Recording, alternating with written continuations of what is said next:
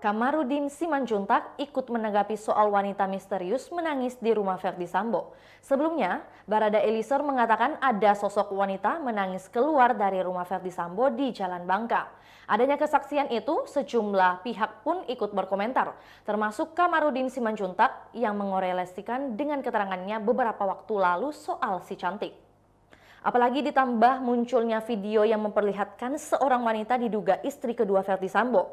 Apakah wanita itu sama dengan wanita yang dicari-cari Putri Chandrawati sambil berkeliling daerah Kemang membawa senjata pada Juni lalu? Kamarudin Simanjuntak menyebut wanita menangis yang ada di rumah Verdi Sambo itu adalah si cantik yang disebutnya. Si cantik yang dimaksud Kamarudin juga wanita berseragam coklat. Kamarudin Simanjuntak menyebut si cantik sebagai piala bergilir.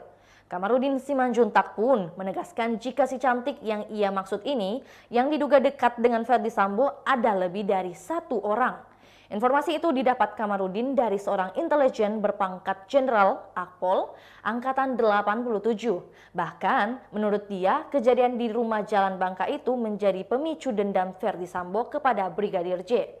Sejak kejadian itu, kata Simanjuntak, Brigadir J kerap mendapat ancaman karena dianggap memberitahu si cantik itu kepada Putri Chandrawati.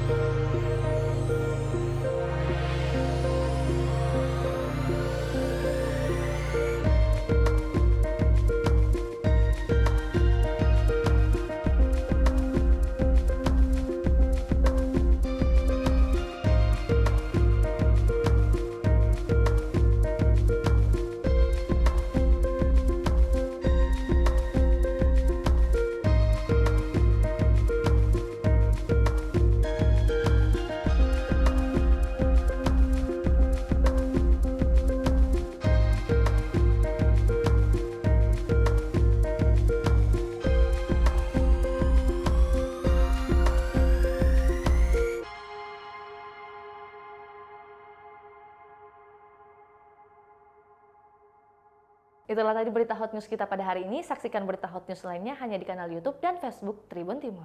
Terima kasih sudah nonton. Jangan lupa like, subscribe, dan share ya.